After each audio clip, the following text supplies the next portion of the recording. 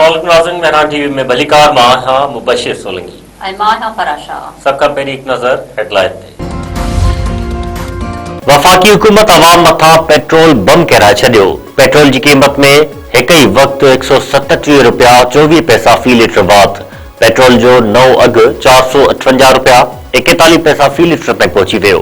Diesel जे अघ में बि ॻाटे वाधि, फी लीटर ते 184 रुपया 49 पैसा वाधि। डीज़ल जी नई क़ीमत 520 रुपया 35 पैसा मुक़रर। नोटिफिकेशन जारी। ज़र मूजिब पेट्रोल लेवी ते 160 रुपया 61 पैसा कई वई आहे। डीज़ल ते लेवी पूरी कई वई आहे। सिंध हुकूमत पारां मोटरसाइकिल, बस ऐं ट्रक मालिकनि खे सब्सिडी ॾियण जो फ़ैसिलो।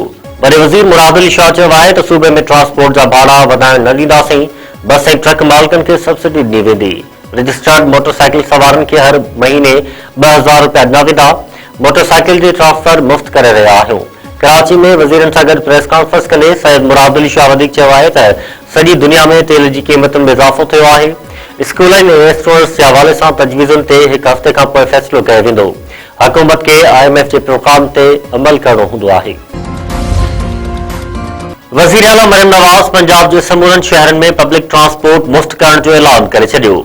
आबादगारनि खे फी एकड़ फी लीटर डीज़ल ते 100 रुपया सब्सिडी ॾियण जो फ़ैसिलो।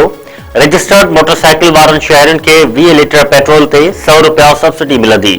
Orange line train, metro bus, speedo bus ऐं ग्रीन इलेक्ट्रिक बस में शहरी मुफ़्त सफ़र कंदा। मरियम नवाज़ चयो आहे त अमेरिका ईरान जंग जा